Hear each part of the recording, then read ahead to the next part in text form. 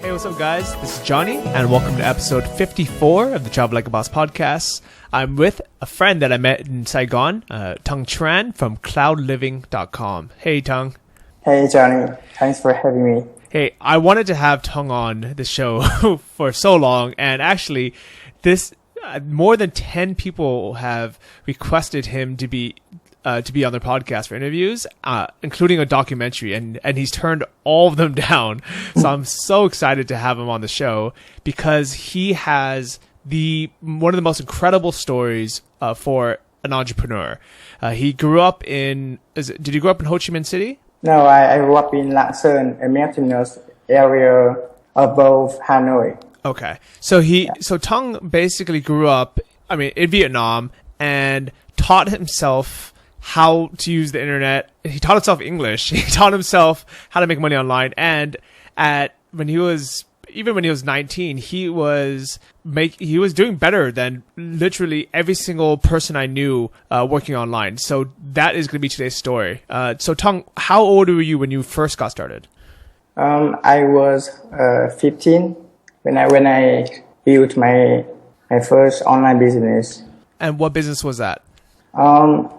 Actually, it wasn't a real business. I just learned about how to make money with uploading files. So it's like I upload something to the internet and I share it on online forums and then blogs, and then people download the files and then I get the money. Okay, so who pays you the money for that? The hosting.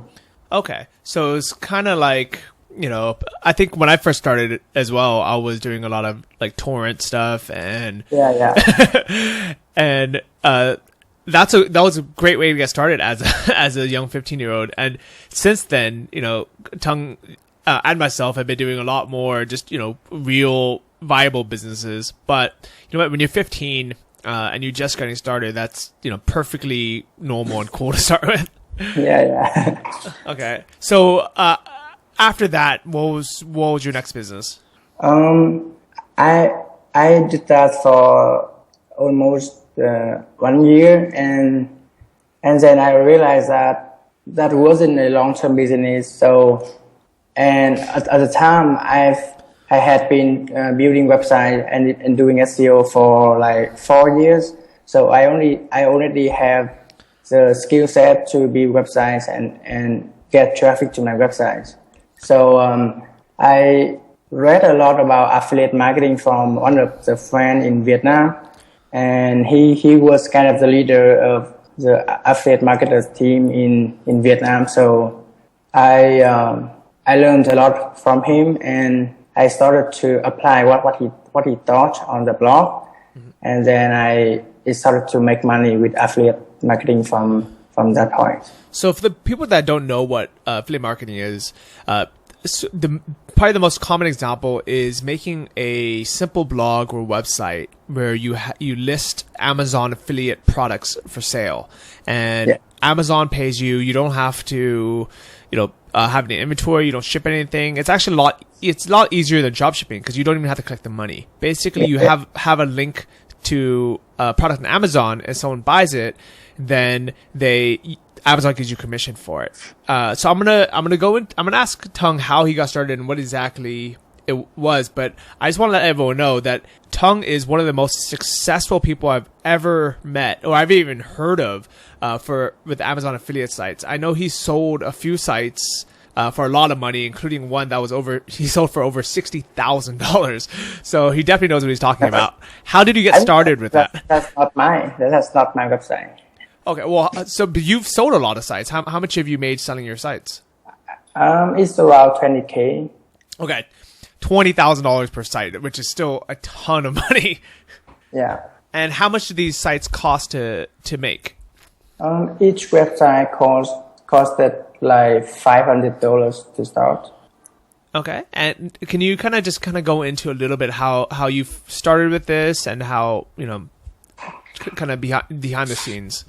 So I started my first website in English about 4 years ago. It was a website about technology, and it's kind of mix everything on it, like WordPress, blogging, technology, So the first product I promoted was Who themes. Okay, so for those who know, a Who theme is basically when you make a WordPress site, either a blog or a website, and you want to make it look nice. Instead of doing all the code yourself and the HTML yourself, you can just buy a theme. And how much do these themes sell for? Yeah, they were sold for $70. Okay, and how much commission do you get per theme sold? I think I got 50%. Okay, so that's pretty good, and you basically don't have to do any of the work. Yeah. Okay, so you first started with Who themes, and then how did that progress? And then I built a few more websites, and at the time SEO was really easy, and I was able to rank for really competitive keywords like how to blog and how to start a blog. Mm-hmm. And I did rank number 1 for how to blog and how to start a blog, and I made a lot of money promoting hosting.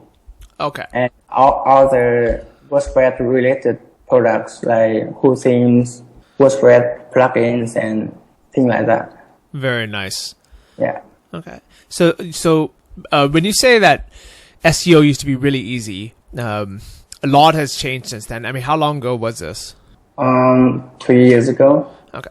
So, how did you get those to rank back then, and how are things different now? So, at the time, there were 2 biggest blog networks called Build My Rank and Authority Link Network, where I just need to submit my articles, and then my articles get published on these blog networks. And I could build a lot of links to my website really quickly, and it really helps the ranking. Okay, nice. Yeah. And then, so now, what has changed now with Google where you can't do that anymore?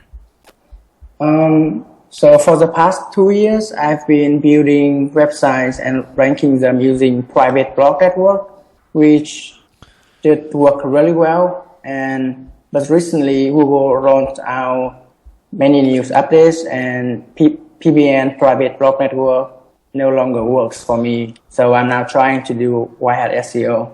Okay, so some of these terms that people might not be familiar with. So a PBN or private blog network is basically when people buy a bunch of either expired domains or even create new sites where they make, it's almost like having 20 websites recommend your product, because these 20 websites all have links to, let's say, could we use one of your sites? Your product's example was the adjustable dumbbells that Tung writes about on his blog. That's my website. Okay, so he would have these, let's say, these 20 different websites in his private blog network all have a link saying best adjustable dumbbells and a link to his site. And that used to work extremely well. So people built all these, big networks of blogs. But Google was very smart. So now they cracked on it. And now what Tung is doing is what we call white hat SEO, which all that means is no more shortcuts. He's just doing what Google wants. Can you explain a little bit about what currently works? And I guess what will always work? Yeah. I think from now on, we should just focus on high quality content and Whitehat SEO, like outreach to webmaster and build the connection with them, and then ask them for the link, and hopefully they will give us a link. And that could be the hardest ways to build backlinks, but I think that would be a long-term plan for SEO right now. And I barely get started, so I don't know. I'm just learning. But, so one thing I really like is when you mentioned, having high quality content. I think what's really funny, almost ironic, is if you look at Tung's site, his blog, cloudliving.com, his English and his content is much better than johnnyfd.com. And, I was born in the US and I went to a good college, and it's insane that his content is 100 times better than mine. His spelling is better than mine. His grammar is better than mine. How did this come about? Because English is not your first language. Yeah, as you can tell that from my voice. So actually, I've been practicing writing for over 4 years. From when I started my first blog about technology, and I've been practicing English, especially writing like every day for 4 years. So it just naturally get good at writing. And how did you first learn English? I learned a bit of basic English from school, but actually I'm trying to unlearn what I learned from school, because they taught me basic grammar, but they taught me the wrong way to speak English, and all the pronunciation and everything was wrong. So it is quite hard for me to speak English right now. So I'm trying to unlearn and practice English every day. I think one of the hard parts about growing up in Asia is the teachers. So even though a lot of schools will have their students learn English, they're not by native English speakers. Yeah. And I mean, so your teacher in school, was he Vietnamese? Yeah, Vietnamese. And he didn't speak perfect English. Yeah. So it makes it really difficult to learn, because and that's why in Vietnam and Thailand and all these places, people will take English classes for years, but because even the teacher doesn't speak English properly, and people don't practice it, it just doesn't. It's very difficult to have good comprehension. Yeah. But I mean, I've heard that. I mean, basically, you taught yourself English. How did this happen? Yeah, because when I first got started with my technology blog, I knew nothing about English, and how I learned was I just read a lot, and I tried to imitate the sentences from other blog and try to combine them into one article. And then I will have someone like my reader or some of the friends that I trusted to review the articles and then give me advice on that. So I've heard from a couple of our mutual friends. So me and Tung, we met when we were in Saigon. Tung was just visiting there at the time. He was living up in the north in Hanoi. Yeah. And we were hanging out. There's a big digital nomad scene in Saigon, and I was only there for maybe about 3 weeks or so. But me and Tung hung out a bunch of times, became pretty good friends. And afterwards, that's when I actually really heard about all the accomplishments that Tung has done. Tung is a very humble guy. He's very soft-spoken, a little bit shy, but extremely, extremely successful. I mean, I joked around as saying that Tung was, the most successful internet entrepreneur in Vietnam.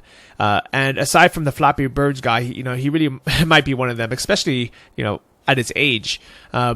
One of the rumors that I've heard about you, Tung, from one of our mutual friends, I don't know how true it is, but basically when he talked about you, he said, Tung, he built his, first internet business when he was 15 and made enough money to basically support not only yourself, but pay for your family or your college or something. It was something really big. Can you tell me the kind of more about that? I'm not sure where did you heard about that, but I've been living financially independent from my family for 3 years, even when I was in high school, and yes, it feels pretty good. I think that's awesome. Yeah, because when I was in high school, I did make quite a bit money, and that's one of the reasons why people move to Southeast Asia, because they want to reduce the cost of living. And actually, I live in Southeast Asia, so it's pretty easy for me to support myself when I was just making a few $100s a month at the time. So, I guess one of my questions is, when how did your parents feel about you doing this internet business? Because I'm sure it's they had their own plans. They probably wanted you to go to college and get a normal job. What did they want from your life, and then what have you done instead? Yeah, at first they really thought that I was crazy and I was scamming people on the internet.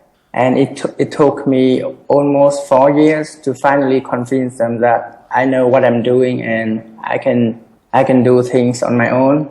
And right now my family is very supportive to me and they allows me to do anything I want. How did they finally start trusting you? Because I know that's a big problem, even when I was, up until very recently, until I was 30, my parents still didn't really trust me making money online. And it's hard to explain to them what we're actually doing. And it wasn't until somebody gave them a paperback copy of my book. It was my first book, 12 Weeks in Thailand. And now they have my second book, Life Changes Quick. Now they finally left me alone because they can physically see it. So it's no longer a website, no longer a blog. It's a physical printed, book that they can hold in their hand. And now they're like, okay, I understand what he's doing. What finally convinced your parents? I just started to act like someone they can trust. Like when I was in high school, I didn't really want to get into college because I was making money at the time. But my parents didn't know that, and they really wanted me to get into university and study there for 4 years and get a job. But I really didn't want to do that. So, but I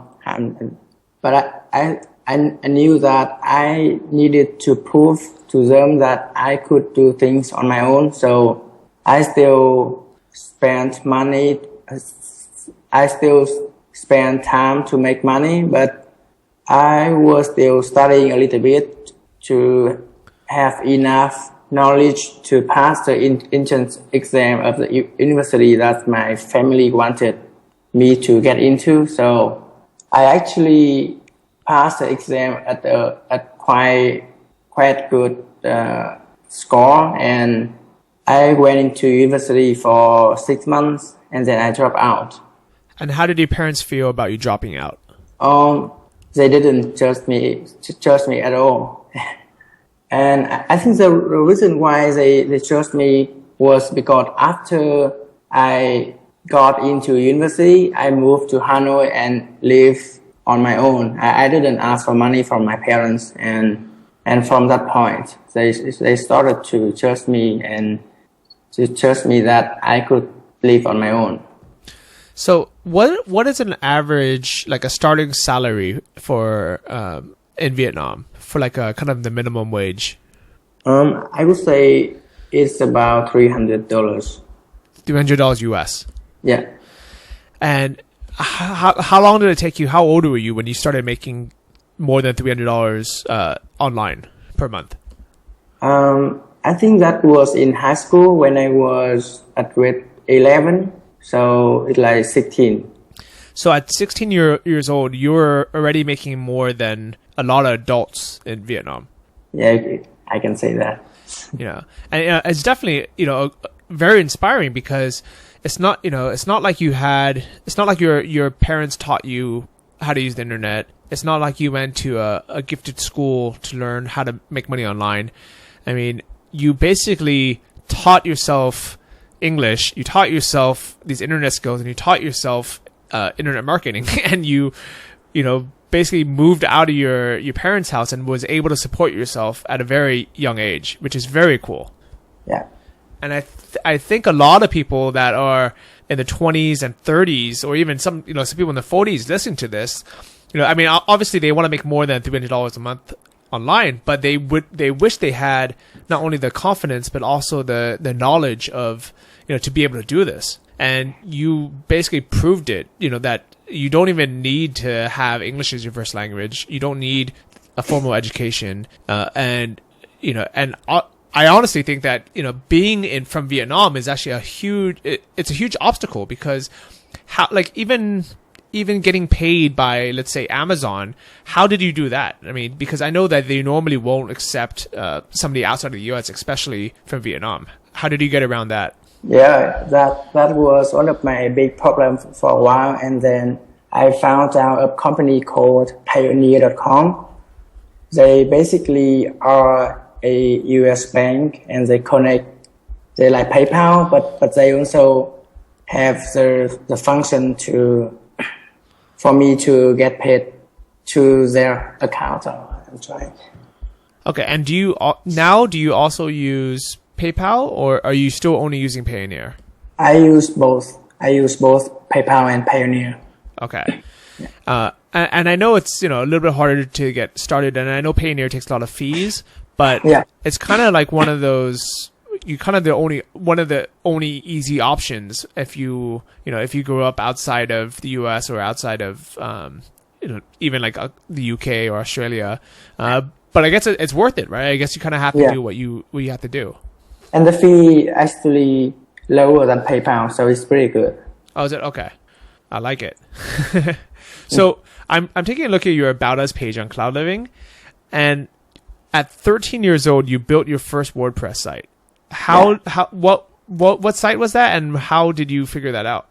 At the time, I just wanted to build a website for my class. It was actually a forum for my class, and I searched on the internet about how to build a forum, and I bought the domain and the hosting, and then 3 months later, the company scammed me and they closed out all my domains and hosting. Oh, wow, that sucks. Yeah. What company was that? I don't remember. Oh, but it's no longer around anymore. Yeah. It was a small Vietnamese company. And that's another thing that we don't really have to deal with in the US is, having these big hosting companies just go out of business and scam us. That really sucks. How did you feel when that happened? It was pretty terrible. But you picked yourself back up and you're like, I'm going to make this happen anyways. Yeah. But at the time, I wasn't trying to make money at all. I was just curious about building websites and writing about what I love. So I just do it naturally. And so you started writing blogs about technology and online games, or? Yeah, I was pretty active on the gaming forums, and I was managing a pretty big online game forum at the time. And yeah, it was a very good experience for me because I learned so much about writing and how to interact with people online. And it's funny about playing video games is it's one of those things where we think it was a big waste of our time kind of growing up, but the only reason why I'm even decent with computers nowadays is because when I was 15, I had to basically build my first computer from scratch because I wanted to play Warcraft 1. And my sister's computer that she gave me, which was a IBM DX2. So it wasn't even a Pentium yet. It was it was very slow. It wasn't even Celeron. It was before that came out. It was 66 megahertz or something. And it didn't have a sound card or a CD-ROM drive. Oh. And now I have a MacBook Air with no CD-ROM, and it's fine. But back then, you had to have a CD-ROM to install anything. So I had to use 20 floppy disks and unzip it to install the game. And I still didn't have a sound card, so it would just beep. And but it was because I really wanted to play this game that I forced myself to learn how to install more RAM, to basically reformat my computer and just make it fast enough to play this game. So I do think that it's very smart for kids to have these hobbies, because that's what got you started as well. Yeah, it's true. And so at 15, so that was when you were 13, you built your first WordPress site. And then when you were at 15, you started making money selling crack software and illegal videos and music. And I think it's very cool that you admit to that, because I think a lot of people, have been through that. And, I would say almost everyone listening to this has probably downloaded a torrent or something at some point. But, that also teaches you a lot as well, right? Yeah. And when you were 17, you sold your second blog for, what blog was that? And how much did you sell it for? I sold it for $3,500. Okay. Yeah. And what kind of blog was that? It was just a 6 pages website about how to start a blog, and I was making a lot of money with it, but then Google penalized. But then I needed to focus on my university exam, so I sold the website. But sadly, 2 months later, the website got penalized by Google. Okay. And I think that's kind of the hard part about, kind of chasing SEO, which is the search engine optimization. And that's why, now people are moving kind of towards things that, playing with Google's rules and the kind of things that will last forever. But at the same time, when you are ahead of technology and you're kind of ahead of the game, there's definitely money to be made. I mean, so when you were 19, you sold a site for a couple. So you sold a couple niche websites. I mean, how many sites have you sold in total now? I sold about 4 websites, and last year around September, I sold one of my public case study website for 10K, and that was when I knew that I could do something big with the internet. I think that's very cool. Which site was that your public? It was a website. It just talk about it, bestadjustabledumbbells.org. And I actually remember this because when I was in Saigon, I think this had just happened pretty recently. And for those who basically want to check it out, the site's still up. I guess someone else owns it now. But it's basically a website that's maybe 5 or 6 pages. And, no, it was 20 pages. Oh, it's 20. Okay, so it's a pretty big site. But basically what it is a bunch of reviews of what is the best adjustable dumbbell. And what that is basically, if a lot of people that want to work out at home, they don't want to have 50 different dumbbells. So they want one that you can change the weights on. And I've seen these before because I had a friend who bought one, and they're kind of confusing because you have to take the weights on and off of each one. So this site basically just reviews and compares all the different ones. There's one made by Bowflex, one by Wider, one by Ironmaster, and it shows the reviews and, the weight range, all these little things, which, this site actually looks very nice, and it actually has a lot of good information on there. How did you first get this information? Did you write it all yourself, or did you outsource it? I just found the keyword, built the website, and outsourced the articles to a writer from the Philippines. And how much did you pay the writer? I paid him $5 an article, around 500 words. Mm-hmm. So in total, how much did this site cost you to build? Around $500. And so this website, $500 to build, and you didn't do any of the writing yourself, and then you sold it for how much?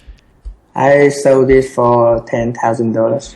To me, that is so crazy. And the thing is, I'm sure a lot of people that listen to this are like, it almost sounds like one of those things that you hear about, but you never actually met anyone who's done it. But because I know Tung in person, and now I do understand how much money can be made through Amazon affiliates and things like that. Because I actually have some, I wouldn't call them Amazon affiliate sites because they are actual blogs, like my old Muay Thai blog, myfightcamp.com, as an example. I have links to Amazon products. Like, I think if you click on supplements and gear, I'll recommend a couple of different things. I'll recommend a couple of different kettlebells and a couple of different products that were good for Muay Thai and doing MMA. And if someone buys one, then I get credit for it. So I definitely know it works. And I just think it's really cool that you made it a public case study where people got to see, exactly how you were building it. Yeah, and the cool thing is many people followed my case study, and they started to follow exactly what I did. And some of them made money with Amazon affiliate following my case study, so it was really good. And I just published a success story from one of the guy in Vietnam. He followed everything I said on the blog, and he's recently sold his website for 17K. Well, very nice. I hope he took you out for a bowl for. And I think that's so cool that he just. I mean, did he sign up for your course, or did he just follow your public blog? No, he just followed my public blog. And he made $17,000 from that. Yeah. How does that feel from as a now you're 20? How old was this guy? I'm curious. I think he's 20 something. He just recently quit his job and flew to Chiang Mai to attend dropship lifestyle with everyone. So it was pretty cool. I think that's awesome. And here's the thing: is you have guys that are much older than you who have been through college already. And, they've had a lot of corporate jobs, and you have some guys that are in their 40s who read your blog and learn. They're basically learning from a kid. I mean, how cool is that? Yeah, it's really cool. And especially because I would say some of the readers of Tung's blog, not only are they in their 30s or their 40s, but they were born and raised in the U.S. They went to a nice college, and I think most of them probably don't even realize that they're learning from a kid that is self-taught in English, self-taught with internet business, that was born and raised in Vietnam. And it's one of those things where you kind of ask yourself, is like, if Tung can do this, why can't I? Yeah, anyone can do this. So nowadays, what are you working on now? So right now, I'm focusing on one of my new websites about acne, where I teach people how to treat acne the natural way, and I want to focus more on cloud living too. Okay. I like it a lot. And traveling wise, you just got back from Thailand. Yeah. Me and Tung hung out here at the retreat. And where else did you go after that? I met so many amazing people who are doing great things, and I got so many ideas from them. But one of the things I learned last year was I needed to focus on one thing only. So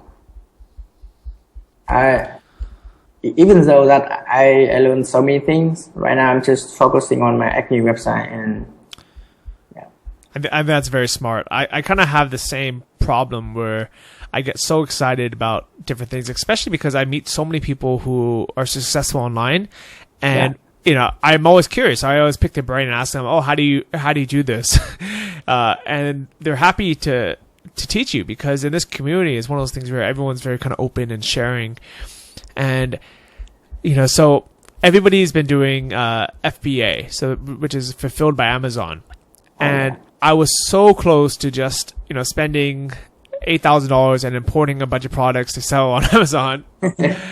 But then I realized, I was like, what am I doing? I'm going on vacation for 3 weeks to Borneo. I'm going to be in the jungle without internet. And then I'm coming back, and then I'm going to South Africa. And I was like, I don't have time to start this whole new project. Let me just finish, the things I'm working on now. So I'm not saying that I'm not going to do Amazon FBA. I'm still going to slowly research it and kind of look into the niches and stuff. But I agree with Tung. We just need to focus on our one core thing at a time.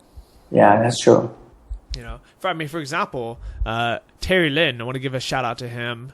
He's the host of the Build My Online Store podcast. And for those who listen to my old podcasts, he's kind of the inspiration of why I started, because I was a guest on his show, and I just thought it was fun. And I really enjoyed, being on the show, but also learning from each other and interviewing each other.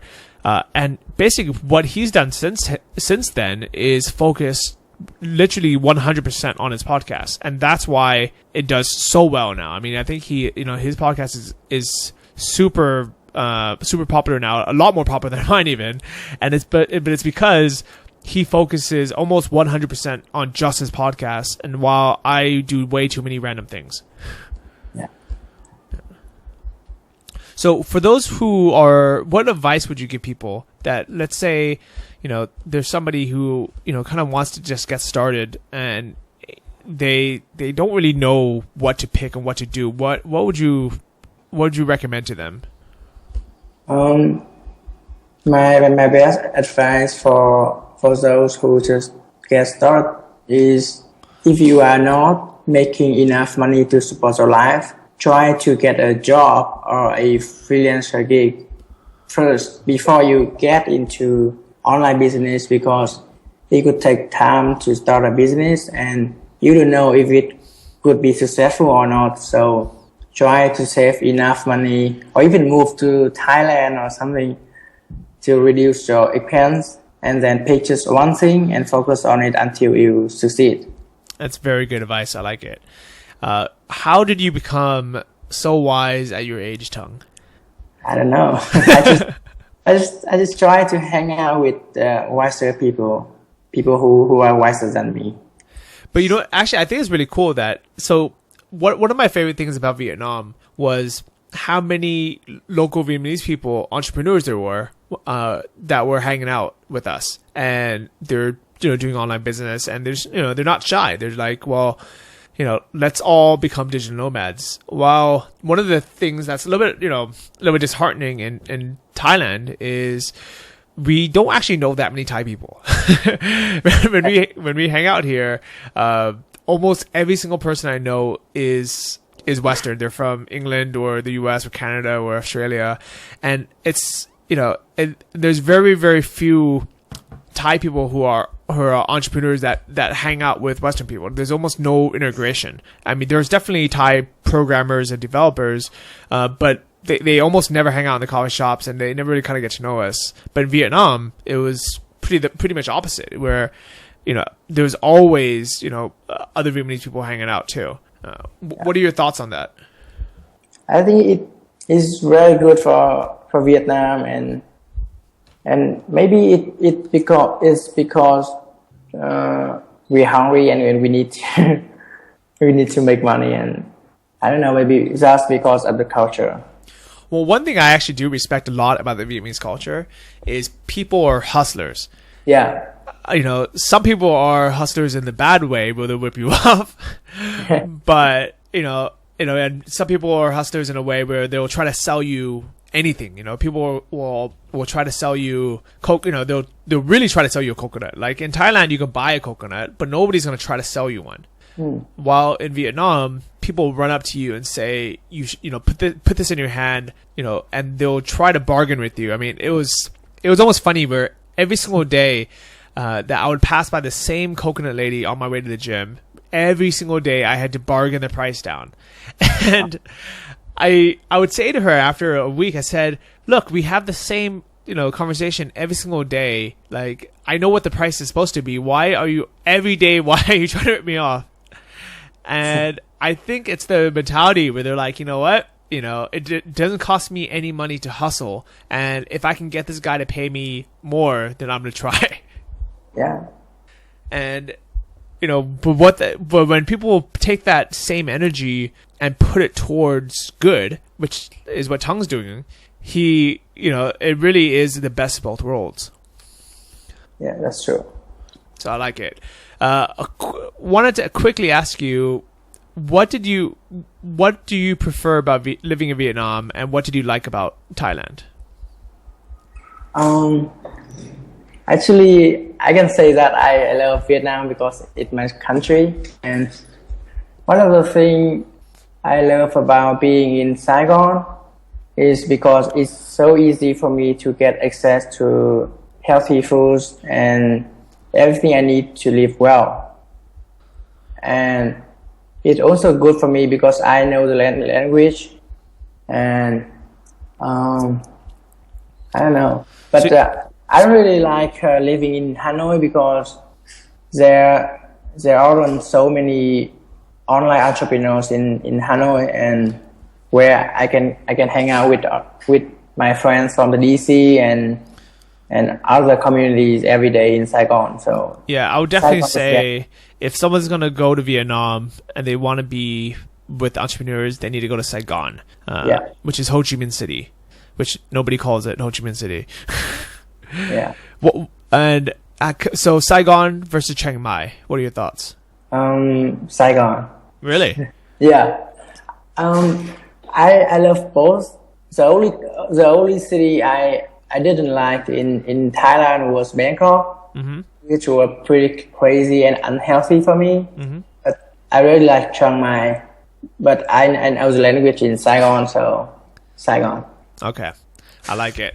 If you guys want to listen to my thoughts on it, me and Anton talked about it for an hour on episode 26, which is Saigon versus Chiang Mai, which is the best location independent city for digital nomads. All right. Well, Tung, really appreciate you being on the show. Do you have any last minute tips or advice that you want to give people? I think anyone could make money online, and if you want to do it, just go for it and don't wait for anything to happen. Just go for what you want. Would you still recommend that people start with Amazon affiliate sites? Yes, but it's harder to do SEO right now because all the Red Hat SEO tactics aren't working well. So if you want to start with Amazon affiliate right now, try to do the SEO, do the Red Hat SEO.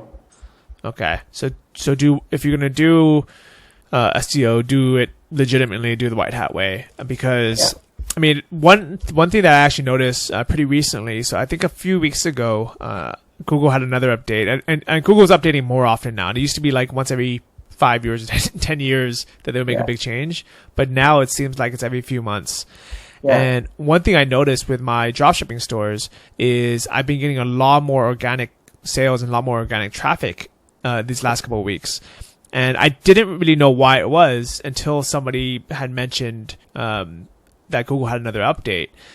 And because I don't do any, I only do white hat SEO. And that when I say that, I don't even really do any SEO. I kind of just have, good content. I write unique descriptions for all my products. And the only links to my site are if someone is organically sharing it, because they like it, because it's something that they want to share. And Google really does like it when you have a real website that gets updated very often. And I think that's actually another big boost is I'm constantly adding products. I'm constantly, writing new descriptions for my products and things like that. And it's basically good enough, to be honest. It's one of those things where I think a lot of people, they kind of they try too hard and they kind of overthink it. And Google doesn't like that. Google kind of just wants you to do the basics and just have a good site with good content that people actually want to visit. Yeah. Well, very cool. I want to give a shout out to everyone who's been leaving all these great reviews on the iTunes store. Sometimes I won't look at it for a few weeks, and all of a sudden, all these new ones will pop up. So, big thank you to everyone. Jay Mitchell says inspiration and real. Johnny is such a down to earth guy, tells it as it is, doesn't pull the punches, and makes it attainable. Bought all of his books and look forward to all his podcasts. So if you guys haven't read it yet, please do read Life Changes Quick. It's the story that I want to share with every single person reading this and all of your friends. If you think you know what's been going on in my life this past year because you listen to the podcast or read my blog, that's really kind of just the tip of it. In the book, Life Changes Quick, I really go into detail about the hardships that I've been through, and hopefully it'll make it easier for you guys when you guys get started with your entrepreneur journey. So, Tung, Johnny, I read your book and I totally love it. I'm really glad you did, Tung. Yeah, and it was really inspiring to me, and Yeah, it's pretty good. Very cool. So if you guys want to keep in touch with Tung, you can check out his website. It's cloudliving.com. If you want to read my book, it's lifechangesquick.com. And keep in touch, and I'll see you guys next week. Thanks, Tung. Thanks, Johnny. Thank you for listening to the Travel Like a Boss podcast. If you want to hear more, including the bonus, How to Choose the Perfect Niche episode, join our mailing list at travellikeabosspodcast.com. See you next week, and remember, if you want to travel like a boss, you need to be your own boss. So start your online business today and start living the lifestyle you've always dreamed of.